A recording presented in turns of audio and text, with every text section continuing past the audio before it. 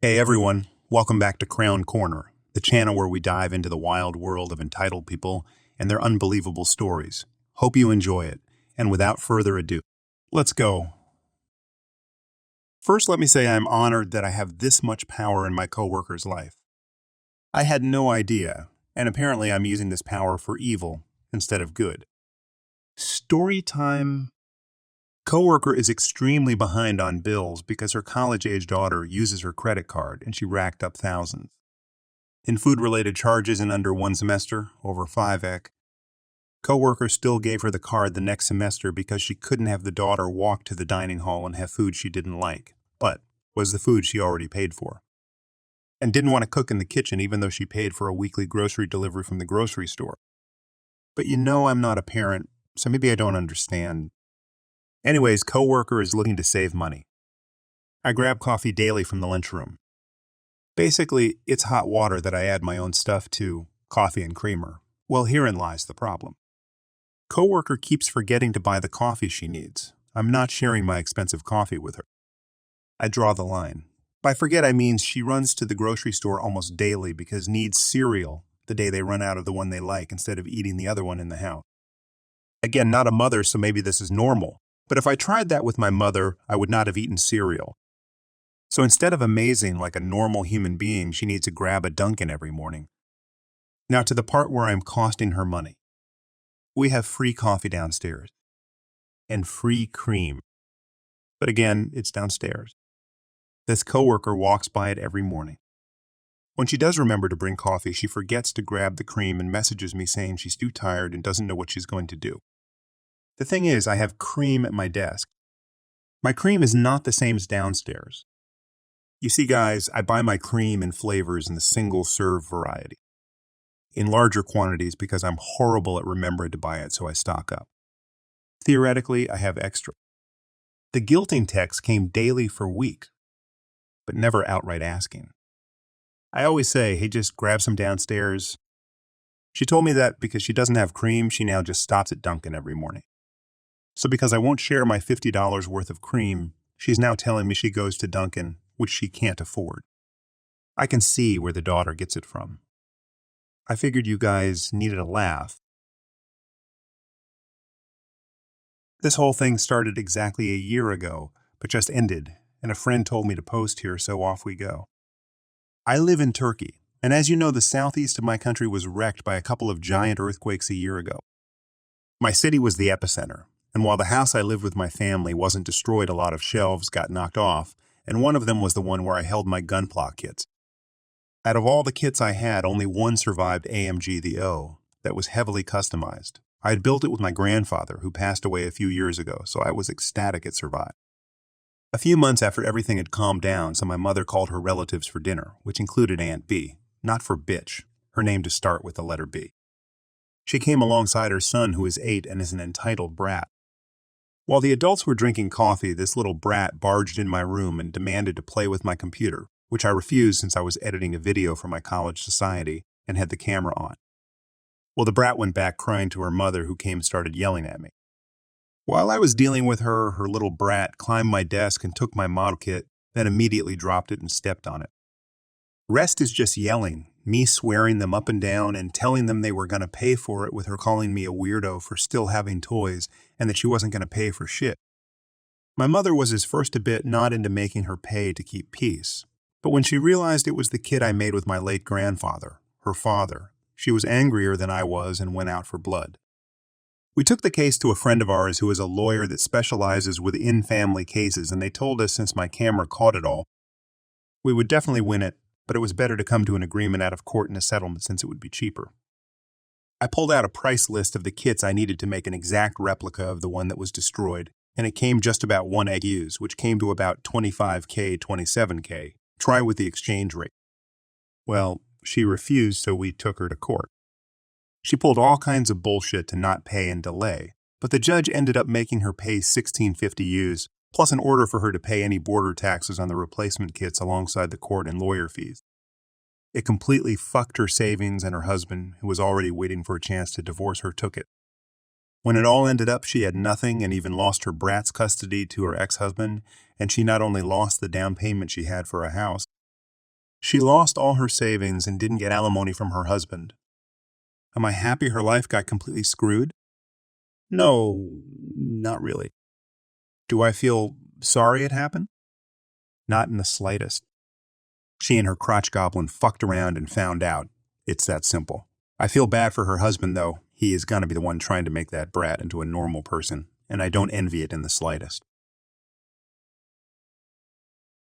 I went to middle school in the early 2010s, right before smartphones really took off. I got my first phone right before starting 6th grade. It was a slide phone with a pay-as-you-go plan that cost 10 cents per minute for calls and per text message sent or received. Worse yet, sending or receiving photos cost 25 cents each.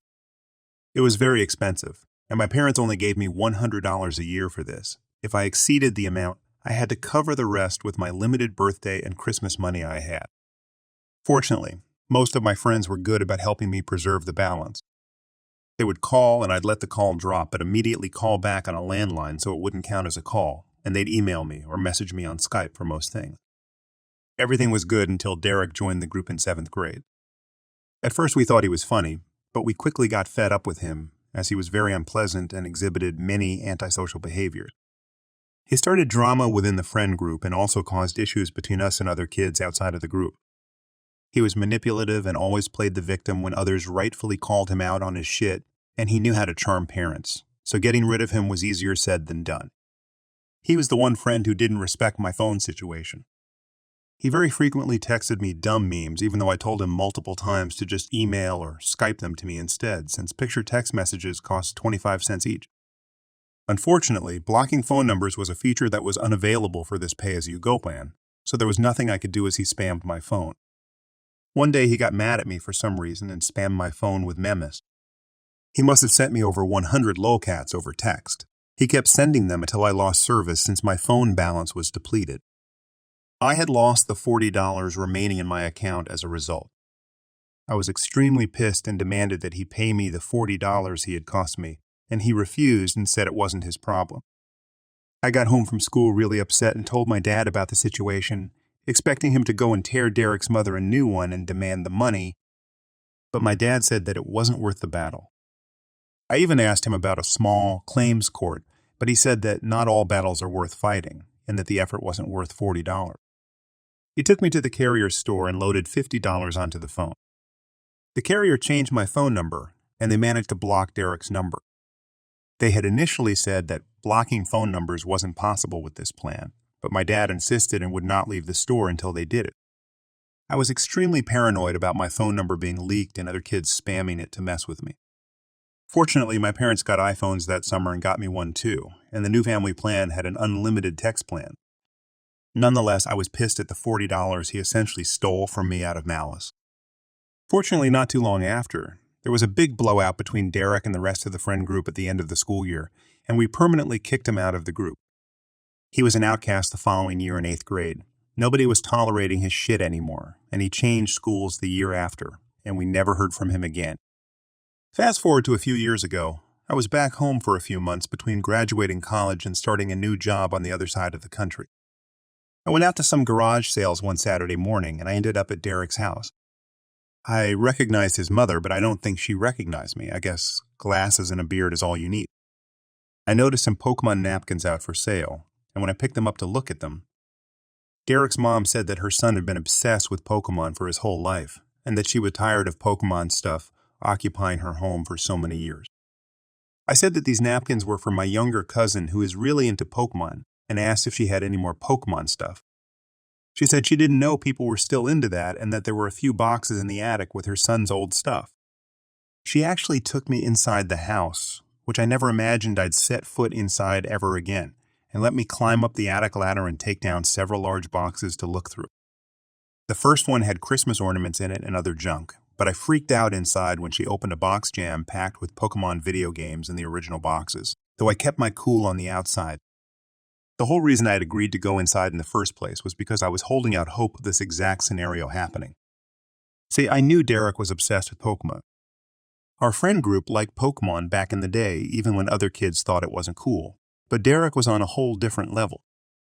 He bragged about his Pokemon collection all the time. At the time, he had every single main series game in the original box and in mint condition, as he always had to add in. I went to his house once and he was showing me his collection. He yelled at me for touching one of the games. Nobody was allowed to touch them except him. He had many older Nintendo games in excellent condition, but Pokemon was his favorite. He had had a couple of incidents with his mom damaging or throwing away his things. It wasn't out of malice, but just ignorance, as she didn't think the games or collectibles had any value. Fast forward into the present day. I was thinking about this when I asked his mother if she had any other Pokemon stuff. She ended up bringing out the motherlode. We opened all of the boxes she had me bring down. Within the boxes, there was the beloved collection of Pokemon games, all very well preserved, as well as several Nintendo consoles, hundreds of games, 24 binders full of Pokemon cards. And there was also a box of many Lego sets with the original boxes and everything, with many old Star Wars sets. When I saw Jango Fett, I knew I struck gold. I told her that I liked old Legos as well, and asked her how much for the 5 boxes of games, cards, and Lego sets, and she thought for a second and said $100 a box, or $400 for all 5. I told her I would take it all and hauled ass to get to an ATM. I loaded the 5 boxes into my dad's truck and immediately drove home. I knew there was potentially tens of thousands of dollars of goods here. This was the score of a lifetime, and I finally felt vindicated for the $40 Derek had taken from me all those years ago. I ended up giving all the stuff to my uncle, who's a hobbyist eBay reseller. He offered to sell it all. He was willing to go through the effort and sell everything individually, and despite my insistence, he said he wouldn't take more than a 10 cut of the profits after all fees and taxes. We went through and logged every single item, along with the estimated value, and the total of the whole lot was about $40,000. $40,000 was a poetic number, since this was 1,000x the value of what Derek stole from me all those years ago. My uncle sold most of the lot before the end of the summer and ended up writing me a check, though it was considerably less than $40,000. It was still a life-changing amount of money for me. I was able to pay off my remaining student loans and put the rest towards a down payment on a new car. Enjoying the stories yet? If you do, please subscribe, like, and comment. I was standing in line at the local post office, waiting to mail a package to my cousin who lives across the country. The line was moving slowly, as usual, but I didn't mind. I had my headphones in, listening to some music and scrolling through social media on my phone.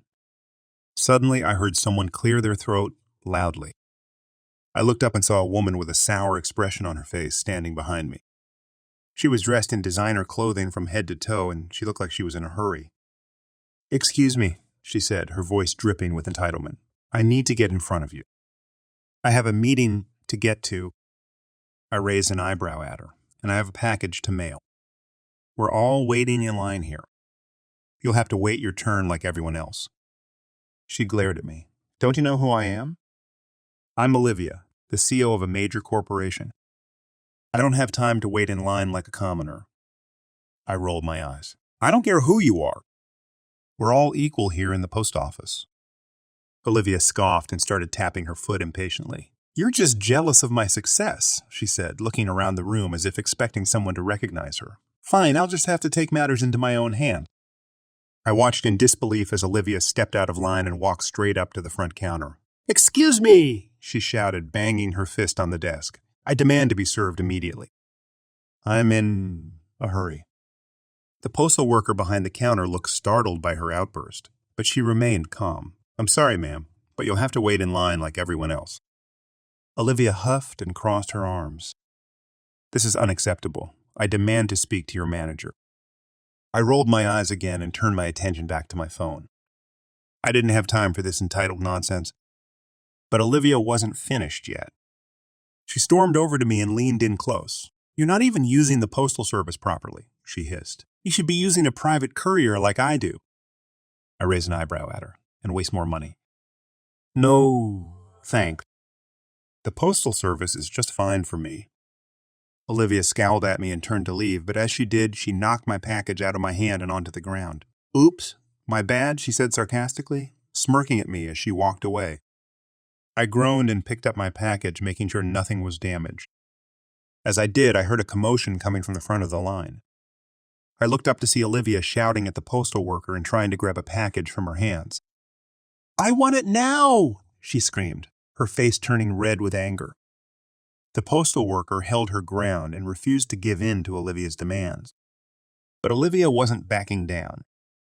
She lunged at the worker, trying to snatch the package out of her hands. I stood frozen for a moment, unsure of what to do. But then I stepped forward and placed myself between Olivia and the postal worker. "That's enough," I said firmly, holding my ground. Olivia sneered at me. "Get out of my way, you peasant. I'm taking what I want." But I didn't budge. Not happening. "You can wait your turn like the rest of us." Olivia's anger boiled over and she lunged at me, trying to push me out of the way. But I stood firm and she stumbled backwards, falling onto the ground. As she picked herself up, fuming with anger, the postal worker called security.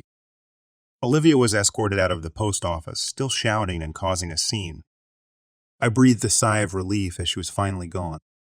I never wanted to see that entitled, selfish woman again. But at least I knew that I had stood up to her and refused to let her get away with her entitled behavior. I'm a single man in my early 30s. I've got a brother who's 29, and he's already got 4 kids now. He had his first at 22, and the second followed a year later. Then the third 2 years after that. And the fourth is the most recently born a couple months ago. His wife, my sister-in-law, and I do not get along as she always likes to try and get a rise out of me by acting superior. Then turns into an extreme, self-victimizing drama queen if I retaliated against her in any way. She can cry in an instant and can put on an extremely convincing show to get sympathy from just about anyone. My parents and brother absolutely adore her, even though they know exactly how she really is and just don't care. She's very good looking, I'll give her that. But she's so awful that I could never be attracted to her. She also refuses to get any sort of job, even though she has a college degree and my mother willingly helps with the kids all day. So their finances are entirely dependent on my brother. This also means they can't afford to live anywhere but my parents' house. And privacy is a bit of an issue with all of them under one roof in a 3-bedroom house that was built in the 60s. Growing up, my younger brother was also the obvious favorite. We're 3 years apart in age, but he developed a superiority complex because I was badly punished if I retaliated against his antics in any way back then. It was obvious my parents cared for him a lot more because he got the lion's share of everything unless people called them out on it, which did happen a fair bit by other members of family. Which is why my parents packed us all up and moved us about 150 miles away from them, so they generally would see us on holidays since it was a 3-hour drive. My brother got physically abusive towards me on a number of occasions, flirted relentlessly with my first girlfriend to the point she broke up with me, and laughed at any misfortune I had. And my parents just told me to suck it up whenever I was upset about it. I only got equal treatment when my parents wanted to keep up appearances. I admit it was rather funny to see the looks on their faces whenever they had to treat me equal to my brother on birthdays and Christmas because other people were present. We had relatives that were very nosy and loved gossiping drama. So my parents did their best to hide what was really going on and threatened to take all my stuff away if I didn't keep my mouth shut. If anything, it just made my parents celebrate more when I turned 18 and moved out because it meant they no longer had to provide for me. I wasn't even done with high school yet when I moved out. But couch surfing was far better than living with them. I was low contact ever since leaving home. They didn't even show up for my high school graduation. But I really didn't care. From that point on, I would usually only see my parents and brother on holidays like the rest of the family. The start 2020 pandemic was not kind to me. I lost my job and couldn't renew the lease on the condo because my roommate also lost his job and neither of us could afford the place on unemployment money. It was a rented 2-bedroom condo that I really loved. As the lease was ending, my roommate left early to move back in with relatives, and I had to sell nearly all of my stuff because I was soon going to be homeless if I didn't downsize to an extreme. I really shouldn't have rented a place that was so expensive. But I liked living the high life. Until that life wasn't kind to me. And I realized I should have been living somewhere far cheaper so I could have saved more money to fall back on. But I had a plan. I own a truck simply for the fact that I've always loved trucks. So I found a $1,000 camper in good shape and put it on my truck just so I could live out of it for a while. It was supposed to be temporary, but I ended up living out of it far longer than I ever thought. I originally was hoping to be able to live out of the camper at my parents' house, where my brother and his family still reside as well. But when I asked my parents to let me stay for a while, they told me they had a full house and didn't want me there. Plus, we hadn't exactly gotten along in the past decade. They said they'd only agree to let me park my camper there if I paid them basically what it'd cost to rent an apartment in my area. That was way too much just to park my camper. I was jobless and trying to save as much of my unemployment money as I could till I could find a new job. I may as well be living in an apartment with that rent price they were asking. My parents called my camper an eyesore and told me to take a hike since we couldn't come to an agreement. And sister-in-law thought it was absolutely hilarious I had to live in a camper. My brother joined her in pointing at and mocking me while calling me a homeless bum. I parked my truck camper in a store parking lot to sleep on the first night that I had nowhere else to go. I felt scared out of my mind that someone might try to break in. Suffice to say, I didn't sleep well that night. There was nowhere else I could go, as any other relatives that owned houses were fairly far away, and all my friends were all apartment people. And I was pretty attached to my area as well. So I didn't want to just leave. I'd also had my mail forwarded to a friend's apartment. It was the only way I could still get my mail anymore. Finding a stable place to park was pretty difficult. I went looking around to try and find a job similar to my old one. It took months of living the nomadic camper life. In that time, I had to deal with a lot. Everything from beggars and drug addicts to people demanding I leave because my camper was an eyesore. At one point, someone who told me to move claimed to be with an HOA. I wasn't even parked on a street with houses. And when I questioned what HOA, they got incredibly belligerent and threatened me. I moved my camper anyway just to avoid the trouble. In order to have a steady supply of electricity, I learned to use a long extension cord to plug in anywhere I could to recharge my camper batteries. This meant sneaking around and plugging it into an outside outlet of a random building while parked on a street. I know that's a crumby thing to do, but I had to keep my batteries charged so my refrigerator would stay cold. I had a small solar power bank for recharging my phone, but I didn't have anything like a generator. And generators are noisy and require fuel anyway. So I did what I had to do. After months of living like that, I finally managed to get a new job. I had to move to the neighboring city to find a job that didn't involve retail. I worked retail while in college and promised myself never again, though I was nearly ready to break that promise. I was still getting unemployment money, but I had no stable place to live while receiving it. And I didn't want to still be jobless when it ran out. Plus, I was bored out of my mind. I had little else to do but read, watch movies on a small portable DVD player, use my phone or laptop, and keep note of where I could park and what local public bathrooms I could use. I kind of envy that the Japanese have public bathhouses. We could really use stuff like that over here. When I finally landed a new job, I practically lived in the back lot of the building by the warehouse and old employee parking spaces. Literally no one else seemed to bother using because they were so far in the back that the area was borderline forgotten. My boss company owner actually liked this arrangement because I was willingly available to take any shift I could get, so long as I had enough sleep. He even let me take the camper off my truck and set it up in one of the spaces so I could drive around without it. Not exactly sure if this was legal, but no one bothered us about it. The entire time I lived back there, I didn't have to deal with many trespassers. There were a few, but the security guards escorted them out. I was pretty much on call almost all the time when they needed me and was working virtually every day of the week. My boss let me plug my camper into the building for power and water, and I paid a small amount of rent by working for free on Sundays when no one else was in the office but the janitor and security guard. Beyond that, I usually had to shower at a friend's apartment or at my local gym as the camper didn't have a shower in it and only a portable toilet. And I didn't want to fill it because emptying it is a nasty chore. So I used other bathrooms as often as I could. I had a key to the warehouse and could go in to use the bathroom there at any hour. I was even on a first-name basis with the night security guard. He's since become one of my closest friends. The camper was easy to heat in the winter with small electric heater. Summers were not fun, though.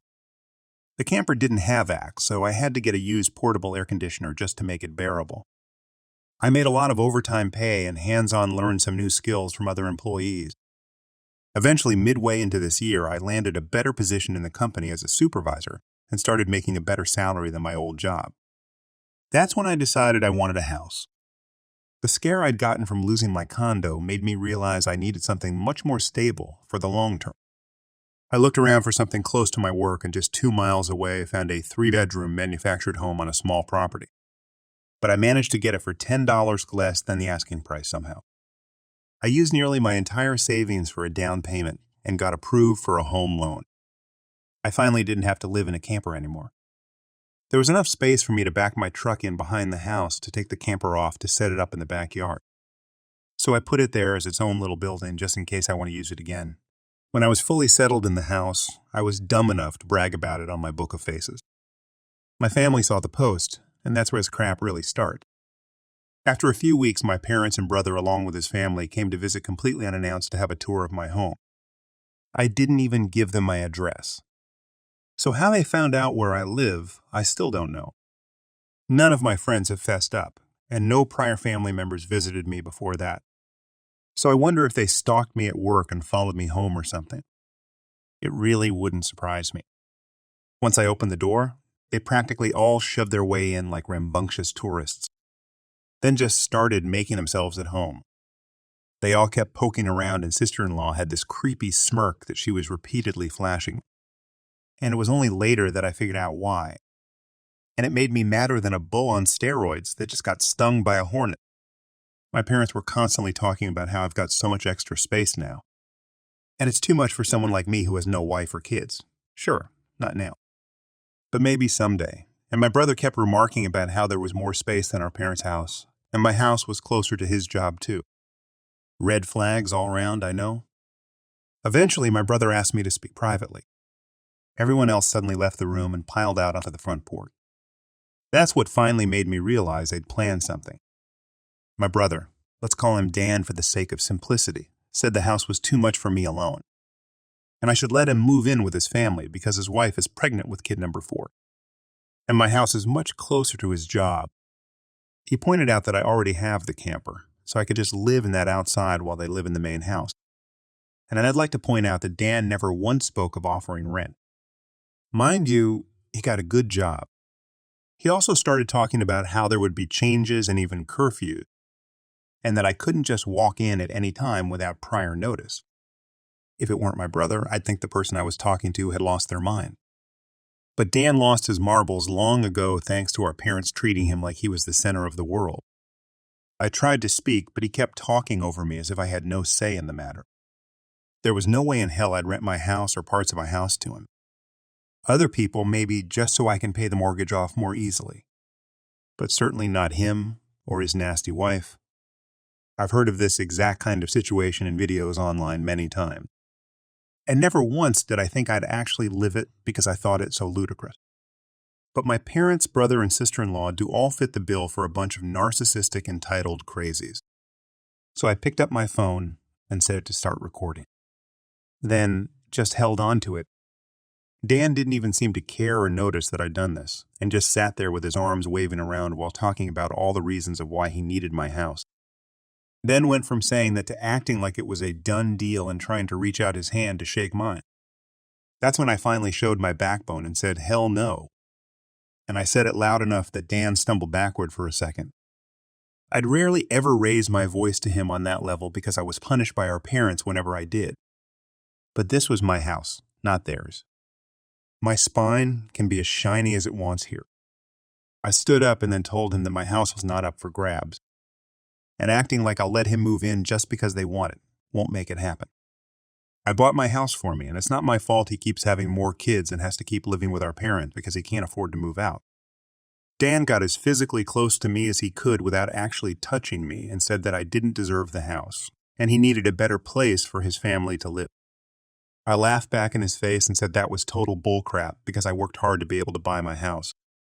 Of course, I deserved it. Dan started yelling that I have no wife or kids, and I don't need all the space. So I may as well give it to him. I said I'm not giving him anything, and he never even offered to pay me rent. If I let him move in, I'd still be covering the entire mortgage on my own house without even being able to live in my own house. Then Dan told me that he shouldn't have to pay rent because his family comes first, and our parents said I was going to do this and that I will. I yelled as if their word was law or something, and told Dan that they did not have the right or power to give my house to him. Then right one cue, my parents and sister-in-law barged back in through the front door and surrounded me to try and force me to agree. There was a lot of fighting. But to sum it up from this point on, I heard the line, "Just do it for Dan," way more times than I can remember. In the fight, I told them all they don't have a say in my life or my house, and to get out before I called the cops. Sister-in-law screamed the loudest at me about how she was pregnant again, and I can't do this to her. I said I did nothing to her. She just assumed she could take and take from me like I would just allow it. I had no obligation to her or her family. Then I called her a stuck-up witch who never had any respect for me. So I don't care what she thinks or how many kids she has. I have no sympathy for her. She won't be living in my house. Well, that made her angry enough to attack me. She got in one good hit on my face and tried to do more, but my brother held her back, kicking and screaming. She kept demanding he let her go so she could scratch my eyes out. The phone I was holding recorded pretty much everything. So I held it up and said I was going to call police if they didn't leave right away. My parents told Dan they were leaving. Then my mother said that I had a week to come to my senses. I told her I won't be and to not come back. Then I told sister-in-law that my phone recorded everything, and if she tries anything, I'll press charges for assault. She screamed at me and then stormed out loudly, crying with her face in her hand. My mother was the last one out the door and said that I'd better do this for Dan and sister-in-law. I responded by telling her I won't be. This happened the summer prior to the COVID-19 crisis. I live in a small beach town and was at the beach with my brother and our friend. Keeping anonymity, I'll rename the ones mentioned: Kyle, my brother; Josh, my brother's friend; Luna, Josh's girlfriend. While Kyle and Josh were surfing, Luna and I were sunbathing on the beach. It was hot and about 100 degrees, so we were in bikinis. We were talking about the usual stuff when I noticed some teenager who looked like he was 15 or 16 watching us. Luna and I ignored him, but only until he started getting closer and closer to us. Luna is short, but she's incredibly muscular from working out hours every day, so she seems intimidating to a lot of people. Anyway, when the guy was too close for comfort, arm's distance away from Luna and me, I asked if there was something he wanted from us because he'd been watching us for at least 15 minutes. The guy never looked at my face, just my chest. Yeah, I was in a bikini, but I was covered. The guy's mom, our Karen, came over to Luna and me at this point, then asked if we could cover up. Luna looked at Karen with a really expression, and Karen had that entitled face. It's only fair. You're distracting my son, and I'm afraid you'll seduce him with your slut. Where? Luna and I looked to each other and burst out laughing. I know it was kind of rude, but when would you hear cover-up? At the beach, during a heat wave? Kyle and Josh came back to us, and Josh asked if everything was okay.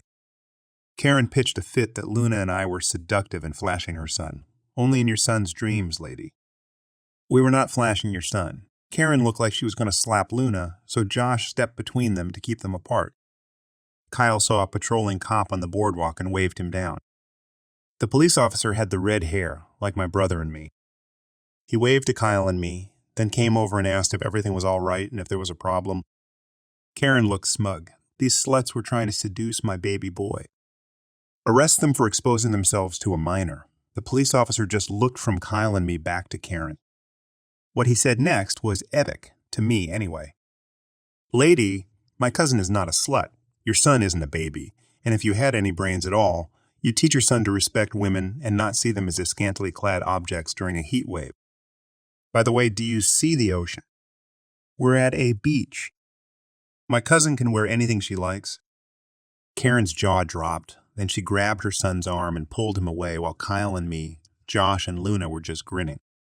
I didn't just soak up the sun, I basked in the awesomeness of my police officer cousin. Thanks for joining us. If you enjoyed the video, don't forget to hit the like button and subscribe for more captivating stories. Share your own experiences, opinions in the comments below, and let's keep the conversation going. Until next time, stay tuned for more epic tales.